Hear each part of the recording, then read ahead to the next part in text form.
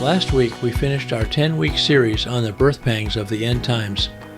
Today, we're excited to start a new series we're calling God at War and Humanity Caught in the Crossfire. We're going to explore the biblical truth that there are real spiritual powers in rebellion against God, and humanity is right in the middle of the conflict, not as bystanders, but as participants. Much of what we'll discuss will be new to most Christians. We're about to face some challenging parts of the Bible head-on. To understand this war and how it affects our world today, we have to go back to the very beginning, to the first battlefield, the Garden of Eden. Yeah, so let's hop into Genesis 3 here and discuss what's going on in Genesis 3. So in Genesis 1, we basically have the poem of how earth is created and how that creation is made. Then we get into Genesis 2, which describes how humanity in the garden is created. And then we get into Genesis 3, and all of a sudden at the start of Genesis 3, we have Eve obviously going out and looking for food. And she's in the middle of the garden because she's around the two trees, the knowledge of good and evil and the tree of life, because they're in the midst, they're in the middle. And then there's this creature that shows up, and we call it a snake. Hebrew, it's Nachash. And so there's question of what this creature really is. Nachash can mean shining one. When you think about the serpent that Moses is to make, it's a bronze serpent. Well, that bronze serpent would do what in the sun? And it would shine, yeah. Right? So there's your Nachash right there, this shining one. So the question is then, where does this being come from? You know, it's just out of nowhere. Here it comes, and it whispers to Eve. It says, you know, did God really say this? And the interesting thing is you can look at the Bible and it's not real clear that God actually told Eve anything. It's clear that he told Adam. Mm-hmm. And so you could then maybe think, okay, well, maybe it was Adam's job to tell Eve. And so maybe Adam didn't make it clear. But then it would be Adam or Eve not trusting Adam's word and not Eve not trusting God's word. So it kind of gets into semantics there if that's the case. I tend to believe he just didn't make it clear to her. Yeah. And so then we have Eve that says, well, it looks good to eat. Yeah, sounds pretty good to be like God. And, you know, another thing is that's the first example of God building, or a man building a fence around the commandment, because she said, you can't even touch it. Yeah. And God didn't say that. But Adam must have told her that. He said, don't eat it and don't even touch it. So it's like building a fence around the commandment. Right. It's kind of the first Pharisee kind of situation, right? Yeah. So with that being said, what the weird thing about this creature is that Genesis tells us everywhere that God created it and it was either good or it was miod good. It was very good, right? Miod tov. And so with that being said, where does this creature come out with this notion of defying God? It seems to be something more than just an earthly snake as we think about it. Mm. And so we're going to kind of look at maybe some biblical evidence of it being more than that. Yeah. Revelation 12 talks about the serpent, the red dragon, the serpent, Satan, and the devil, and basically all those terms are the same person, same being. Yeah, so then so Satan in Hebrew means adversary. Yeah. And devil means slanderer. And when you look at it, Satan and the devil are the same thing, because an adversary is a slanderer and a slanderer is an adversary. And so what did Satan do to God? He slandered him, right? Because he said he was holding out on them. So he, in a sense, is the first gossip, because he said something not to build somebody up, but to tear somebody down. So he put himself on a higher plane than God, because his motives are good. God's motives are bad, which is quite interesting. That's what Satan's lie was. Yes, yeah. And so then the question becomes, what is Satan's motive? Why would Satan want to create this divide between God and his creation? And as this story plays out, we're going to see why this divide happens. It's going to take all 12 episodes to get down to the nitty-gritty of why Satan does this. And we also have to understand that the Bible's purpose, its main function, is redemption. Its main function is covenant. Its main function is humanity's relationship with God and with each other. That's why Jesus says the greatest commandment is love God with all your heart, soul, and strength. And then the second is like it, love your neighbor as yourself. So it's all about relationship. Yeah. And I take it even a step farther, and that is that it's not only just redeeming mankind, but it's redeeming the spiritual beings as well. Yeah. Colossians 1:20 says that everything in heaven and on earth will be reconciled to God through Jesus. Yeah, and so we're, so a sin enters in here in Genesis 3, and the earth becomes cursed. An interesting thing here is that women and men become cursed, but cursed in an interesting way. So men become cursed by working by the sweat of their brow. The ground was cursed. Yes. Yeah. So thorns and thistles, it becomes worked to bring the product out of the ground. Because if you're going to be like God, you have to find out that creation's not easy. Right. It's difficult. God made it look easy, but it's not easy. In the same sense, for a woman now, creating human beings, God made it look easy, but it's not easy. It comes with pain. Right. The same word for toil for Adam is also the same word for birth pains for Eve. I didn't know that. Yeah, so it's the same verb. And so they both have to do with production, with producing. So man is producing a garden, and woman is producing humanity.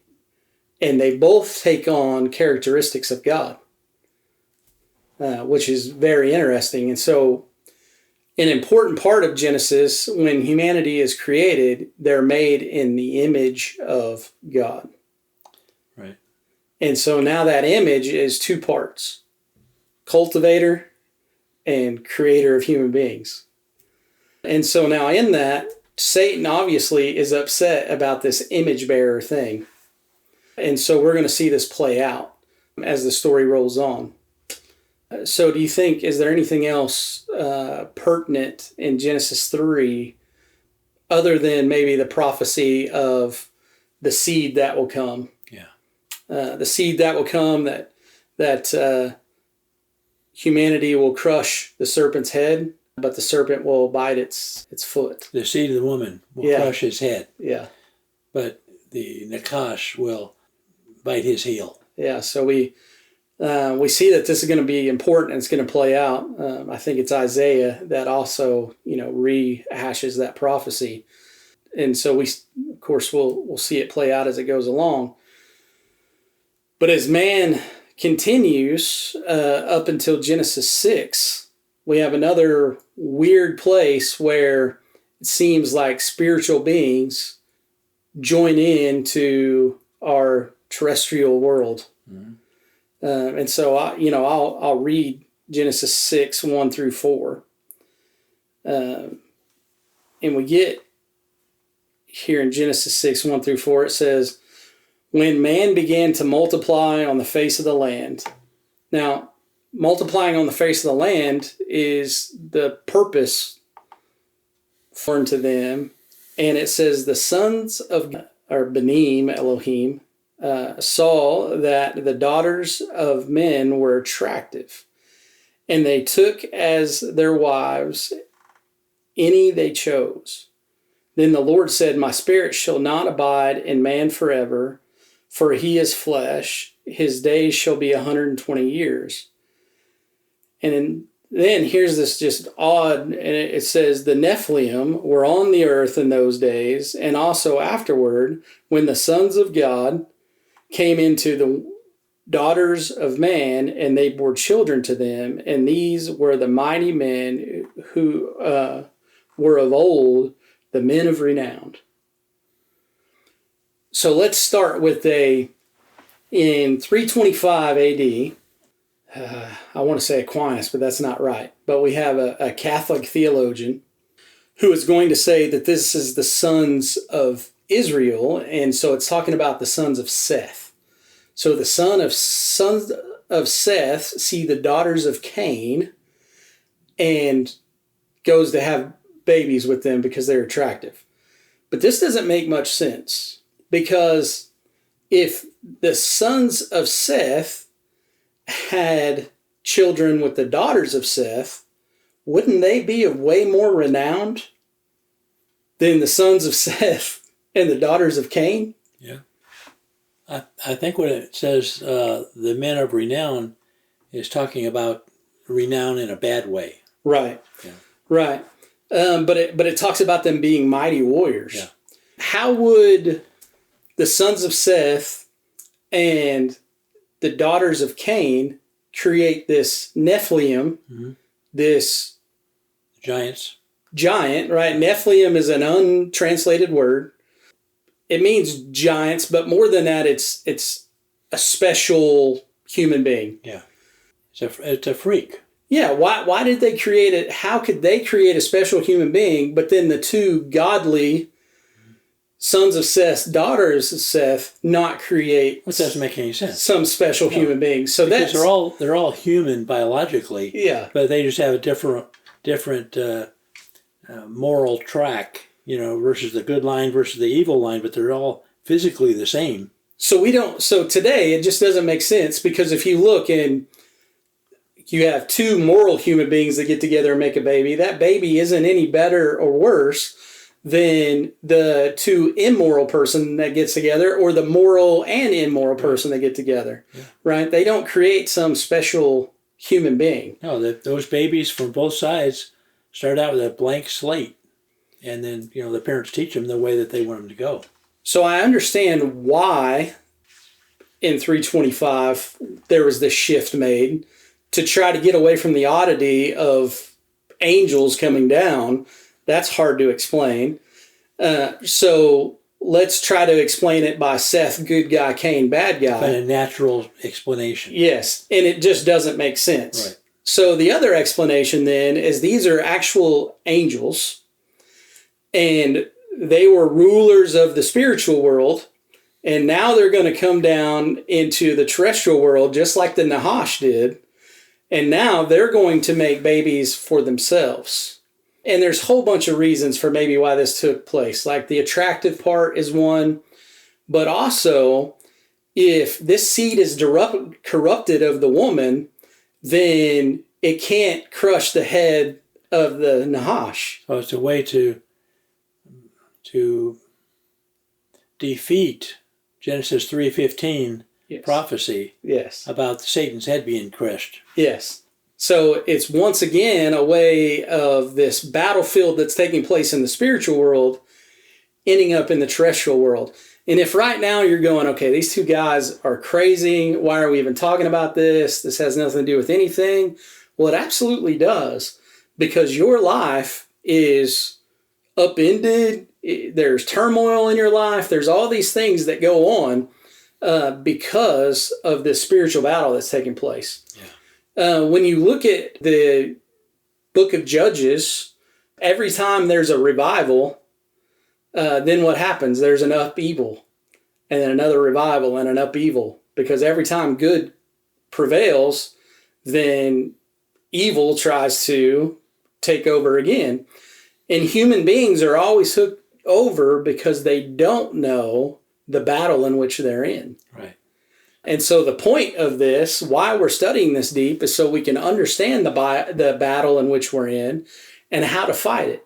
Because you can't fight this battle with swords and machine guns and missiles, and that doesn't crush anyone. Right. That doesn't defeat what we're fighting against, the spirit that's going on, that's taking place. And so we have to learn how to fight this in a different way, spiritually.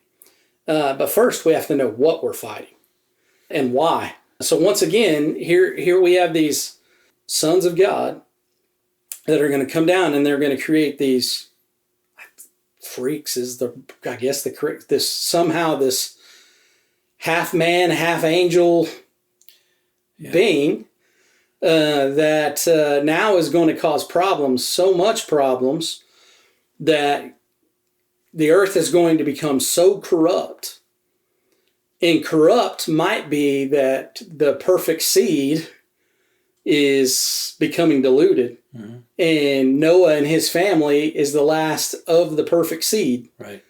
And because of that, God has to start over so that Genesis 3:15 can come to pass. So what you're saying is, in the first 1,000 years or so after Adam, these evil angels came down. I think the Book of Enoch talks about on Mount Hermon in northern Israel. And then they mated with women and had children with all the women that they wanted, they took. By the time Noah came along, they had spread their contaminated DNA, if you will, throughout all of mankind except for one family. Now the Bible doesn't exclusively say this. It doesn't, like, you can't just look and say this. It says exactly that was the problem. It just talks about corruption. Well, it says that Noah was perfect in his generation. Yeah. And it gives the impression that he's the only one that was still that way. Right. So that's where I'm getting that he's the last one. And so, we're having to read between the lines in a sense of how redemption continues. And so we're going to get a flood, but back to Genesis 6:4. It says, the Nephilim were on the earth in those days and also afterward. Now, what in the world does that mean? Because we're going to find out later on that the Nephilim are still on the earth after the flood. Right. Like Goliath. Yeah. Yeah. And the whole reason why the Canaanites are a problem is because they're this half-breed. They had that corrupt DNA. Right. In those cultures. So I almost feel like we're talking about Percy Jackson here. My kids love the Percy Jackson series, which is the half-bloods of the Greek mythology. Oh, really? Yeah, and so it really seems to be that way, where one of the gods comes down and is with a human being, and then you get a half-blood. Well, I think that verse, was it Genesis 6:4? Yeah. The end of that verse says, they were the mighty men of old, the men of renown. Yeah. I believe, it's my personal belief, that the sons of the angels and the daughters of men, they had corrupt DNA and they were giants. I believe these were the origin of the Titan mythology that the Greeks and all them had, later on, 2,000 or 3,000 years later. The Greeks had the Titans, with Zeus and all of the different gods of their pantheon. I think this is where it came from. And the Egyptians had a similar thing. Mm-hmm. We even look at what we can know about, you look at North America and South America. They had very similar outlook, even across the world, when they seemingly had no interaction with each other. Right. Yet they still had a similar belief system. So it's really interesting, the flood story, all those exist all over the world and all these different cultures. And so the question is, what in the world is going on here? And another thing about that age before the flood was it was full of violence. And I don't know, I think it's the book of Jasher that talks about how large these giants were, like, 200 feet tall, just very large being, not just 15 feet tall. I mean, really big, huge, like a skyscraper high. And that they physically ate men. They wanted the blood of, they bite their head off and drink the blood. And that's the kind of violence we're talking about in the book of Jasher. It talks about that. Any animals, any men, they wanted the blood. And that could be where the vampire stories come from too. That mythology. Yeah, there's these just really interesting, crazy things that are going on, which then lead us to the Tower of Babel in Genesis 11. Now that's after the flood. And that's after the flood. So first, God wipes out all the evil except for Noah and his family. Yes. And there's 8 people on the ark with all the, 2 by 2 the animals. They went through the flood and they survived, and then they started repopulating the earth. And then a while after that, the repopulation had happened. And then just like with Adam and Eve, and then you had Abel and Cain. Cain killed Abel, and Abel was replaced by Seth. So then you got the line of Seth and the line of Cain, and they came down, and evil and good. So then they had the flood, wiped out all the evil and all the good except for that one family. And so one thing we have to preface is we don't know that all of Seth's line was good, and we don't know that all of Cain's side was bad. Well, that's true. But we know that Noah was a preacher of righteousness, and that apparently nobody followed him. Right. So, right. And so he's going to come from the line of Seth. And so the line of Seth is going to continue. Something else that we haven't talked about is that Adam to, 7 generations down? Enoch. Could have known Adam. Mm-hmm. And then, so, there's a lot of history that's being able to pass on down because human beings lived for so long up until this point of they were cut down to 120 years. Right. So up in to that point, there's a lot of history being passed on. And also the reason why so many children were able to populate. Yeah. If you're questioning, 2 human beings couldn't populate the whole earth, make different cultures and all those things, you might want to check the study on dogs and find out that 2 dogs could make all the breeds of the dogs that we have today. There's a scientific study on that. So very interesting. Okay, so then we had the flood, and Noah and his family repopulate the earth. And I started to talk about how we had the Adam and Seth lines came down. Well, just like that, after the flood, you have Shem, Ham, and Japheth, the 3 sons of Noah, who their lines repopulated the earth. And the line of Ham was cursed because right after the flood, Ham, or actually the son of Ham, what was his name? Well, it says Ham saw his mother's nakedness. Oh, it was at Ham? Yeah, okay. Saw his father's nakedness. His son was the one that got cursed. Yeah, his son's the one that's cursed. So there's kind of an interesting thing there. But you got Ham is the bad line, or the cursed line. Yeah. And you got Japheth and Shem, that Japheth ended up basically repopulating Europe. Shem was the Middle Eastern people. Then they repopulated the earth. So then, not too long after that, you had Babel. And so what's going on at Babel is that God had said, go and populate the entire earth. And somehow we have this giant concentration of humanity in this one place in Babel, which today we believe is Iraq. And they're building this tower. That was that Nimrod and his group that did that, right? Yeah. Mainly. Yeah. And I believe they're from the sons of Ham. the evil line. A renowned warrior. Yes. He was a hunter. And so you get this kind of idea that he was one of these special creations. Now, there's a lot of people that believe that he is also the one who the Epic of Gilgamesh is patterned after. And it could be that he was like a giant or a Nephilim. And if I'm not mistaken, it's Ugaritic.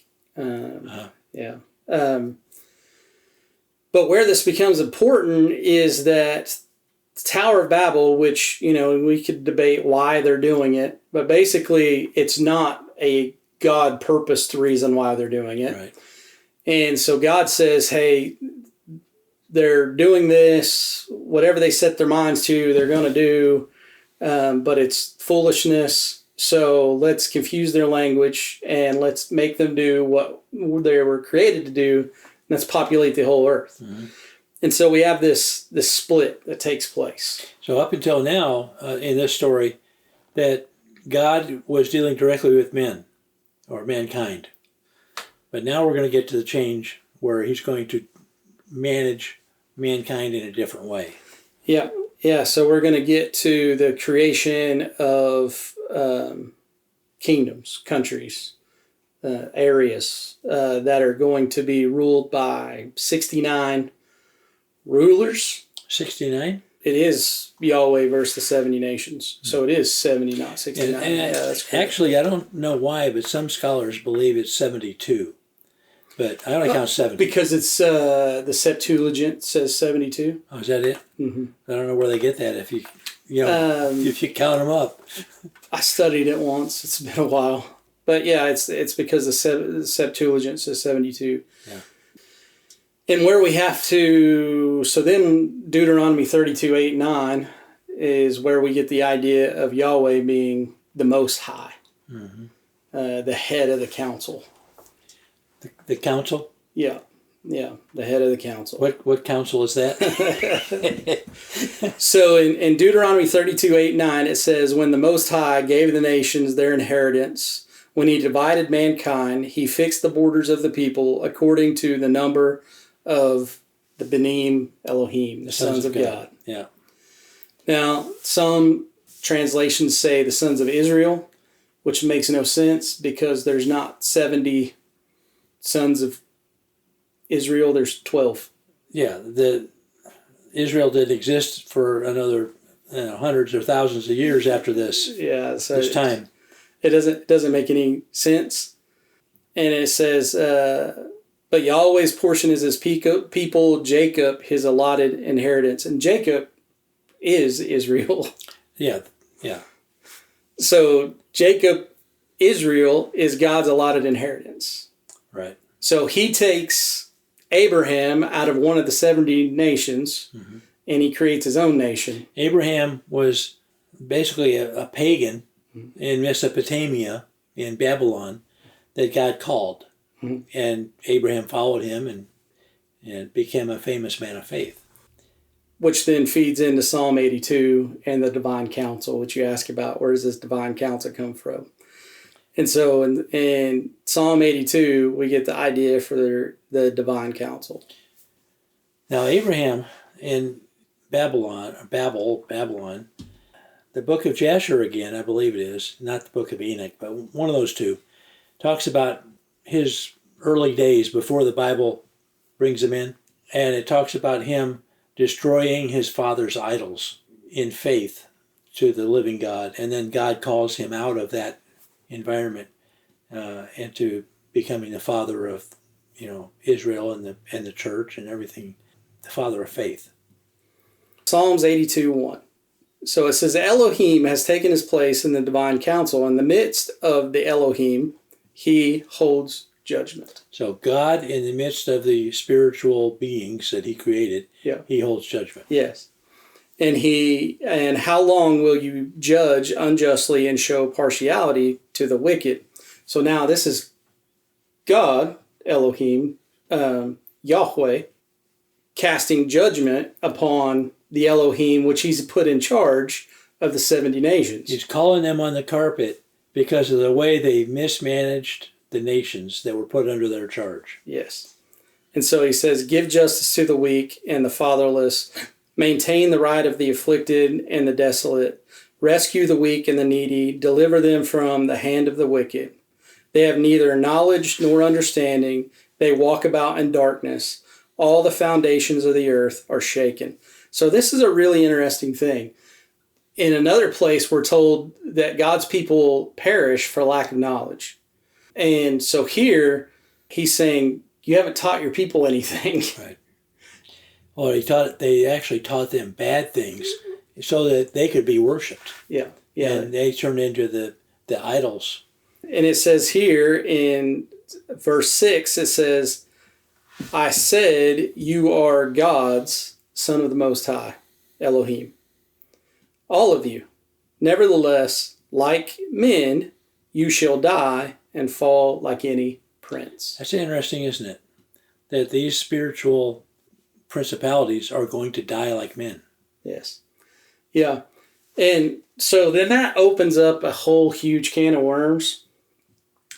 And to just give you, for instance, Adam and Eve were kicked out of the Garden of Eden, and the cherubim guard the entrance into the Garden of Eden with a flaming sword so that they can't eat from the tree of life and live forever. Right.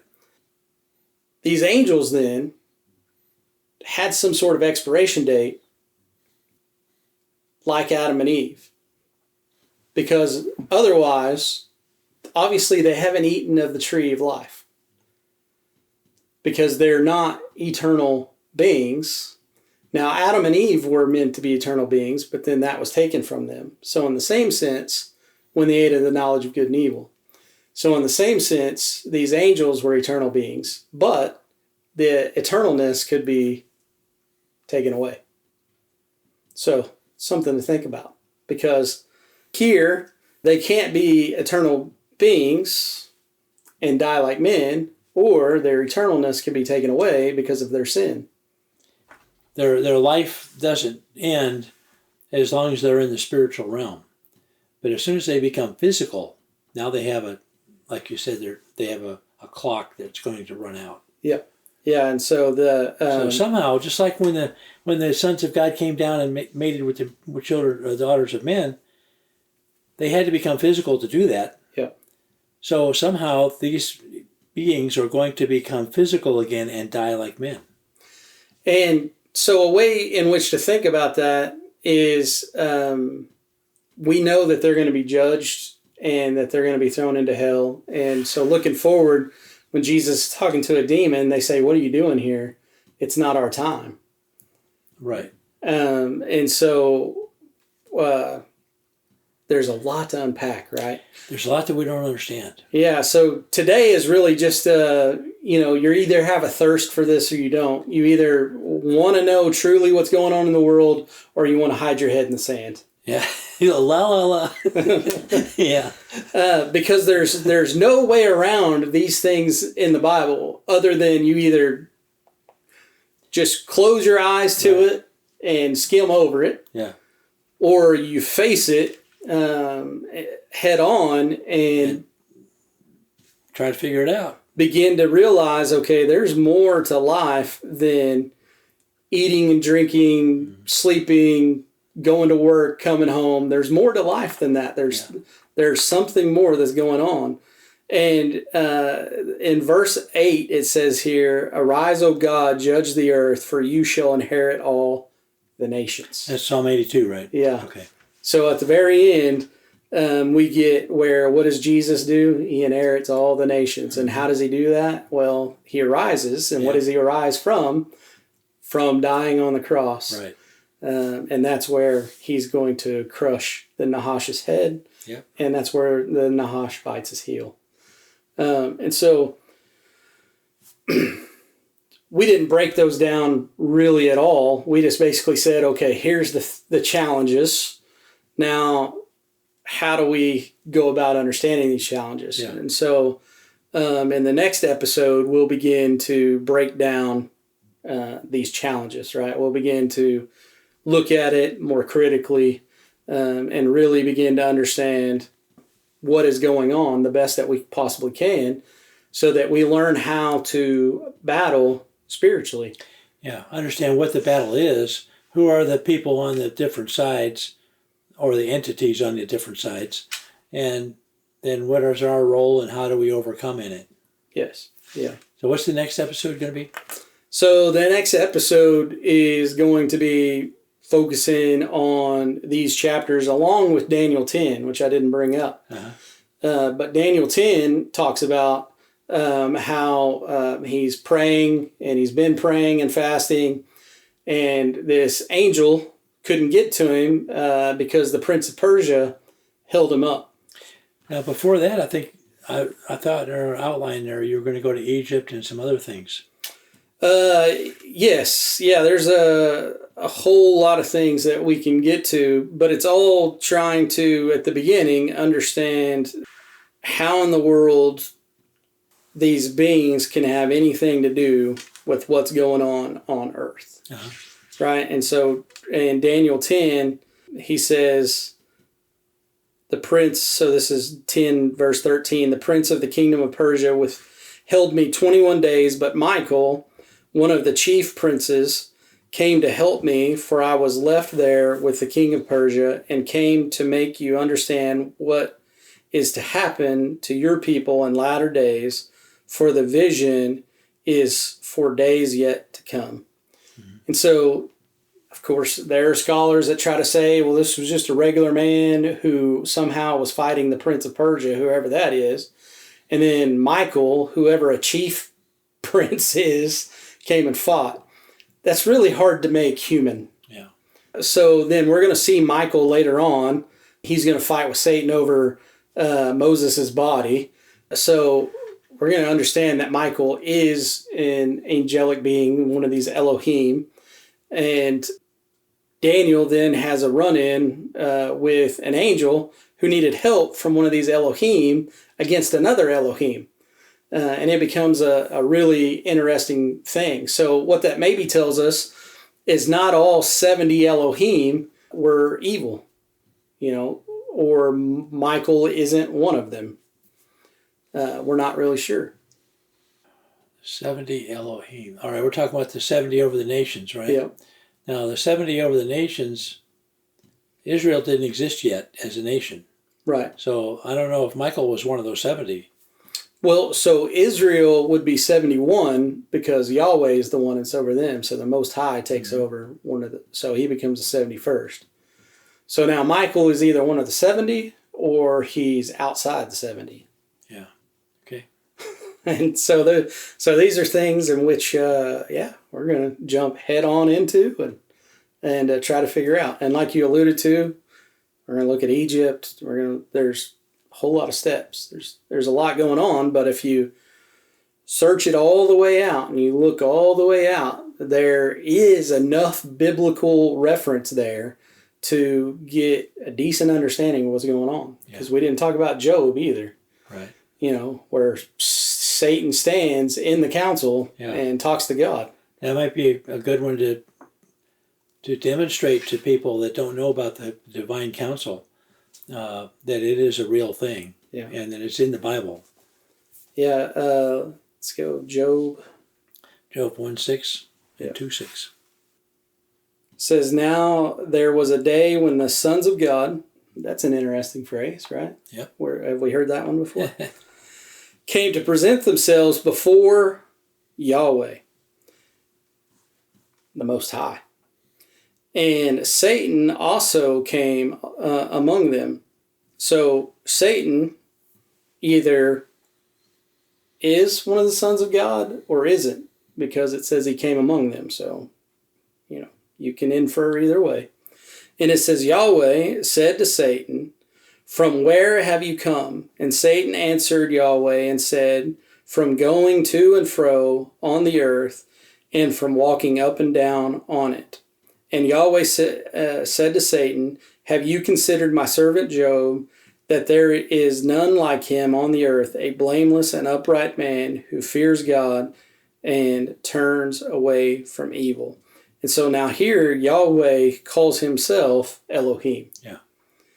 And then Satan begins to say, well, he doesn't fear you for no reason. It's because you gave him this perfect life, and goes on into that. So, but here we see a perfect example of the council, the sons of God meeting with the Most High. Right. So anyway, man, this is going to be really fun to get into. And it's going to be really helpful for those people that have read the Bible for a long time, who have tried to live the Christian life and just really didn't understand what was going on. Yeah. This will really help you understand, why do I study the Bible so intently? Why do I spend time in prayer? Why do I clothe myself in the armor of God? Why do I do these things? And the reason why is because I'm meant to be a warrior in this spiritual battle. Right. Otherwise, I become a pawn, an unwitting pawn, like Eve. Eve became an unwitting pawn. And Job was too. And Job was too. But Job had a good outcome. Yeah. The war that began in Eden didn't end there. From the serpent's whisper to the rise of corrupt powers, the Bible shows us that humanity has always been caught in the crossfire. But here's the hope. God has never left his people without a plan, and he calls us to stand on his side of the battle. In our next episode, we'll look at Daniel chapter 10 and pull back the curtain on the powers behind the nations. What Daniel saw then still explains the conflicts of today. Subscribe now to our free newsletter at endtimedisciples.com.